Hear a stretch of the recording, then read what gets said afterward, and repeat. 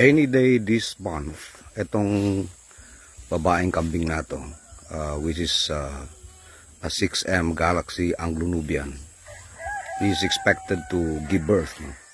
Katabi niya po yung isang batang buck na siguro mga month old.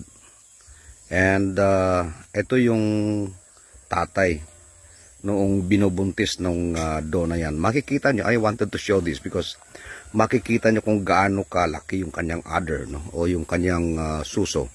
And dyan nyo makikita yung potential ng kambing na ito for milk production.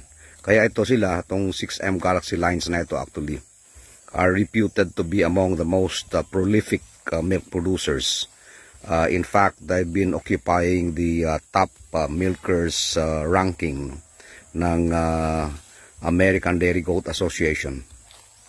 And we're happy to have this in our farm, itong 6M Galaxy line.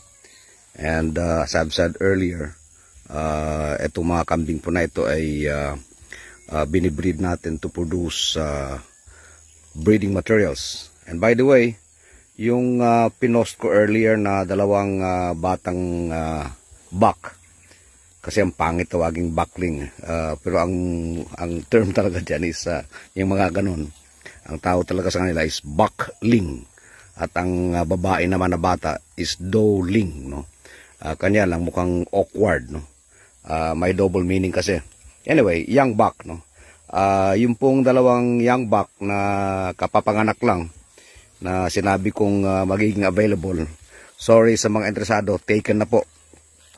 Merong isang batang farmer from Alamada na kukunin niya yung isa, and then the other one will go to my friend, former Governor Ismael Toto Mangudadato, now Congressman, sapagkat meron din po siyang mga kambing and he would like to improve his lines by acquiring a young buck out of this buck, no? Itong toro na to, and yung isa pang 6M Galaxy na babae na kapapanganak lang.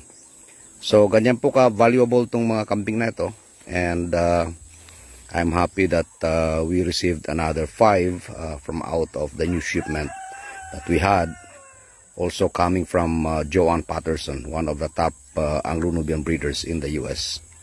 This is the 6M Galaxy line, the Rolls-Royce of Anglo-Nubians in the goat industry.